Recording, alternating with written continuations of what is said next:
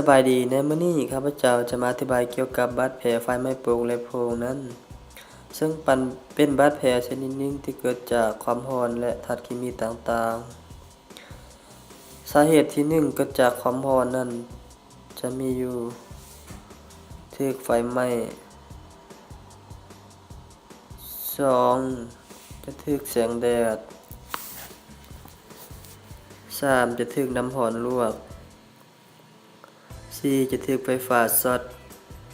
5จะถูกน้ำมันร้อนลวกสาเหตุที่2เกิดจากธาตุเคมีนั้นจะมีอยู่3วิธีคือ1เกิดจากน้ำกรดฮด2น้ำดังและธาตุเคมีต่างๆ3จะถูกระเบิดส่วนขั้นตอนบาดแผลไฟไหม้โป่งและโพรงนั้นสามารถแบ่งออกเป็นอยู่4ขั้นตอนคือ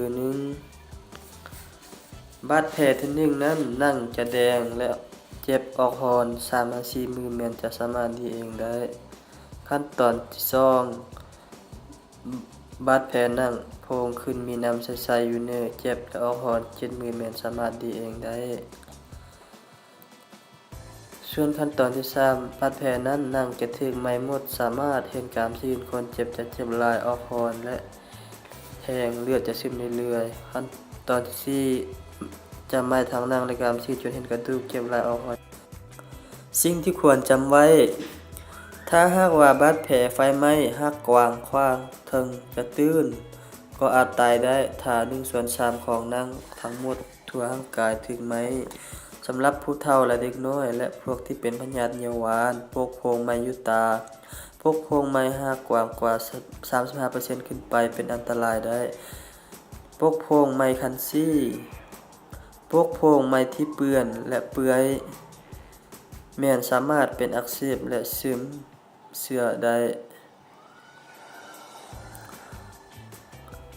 ดังนั้นเพิ่นสามารถแบ่งเนื้อที่ปกโผงไฟไหม้ทั่วร่างกายคนเป็นอยู่ 100% คือ 1. เบอร์หน้าและคอจะอยู่ 18% 2. อยู่แขนจะอยู่ 18% 3. อยู่เอิกจะอยู่ 9% 4. อยู่ท้องจะอยู่ 18% 5. อยู่ทางหลังจะอยู่ 18% 6. ขาจะอยู่ 18% 7. อวัยวะเพศสัมพันธ์จะอยู่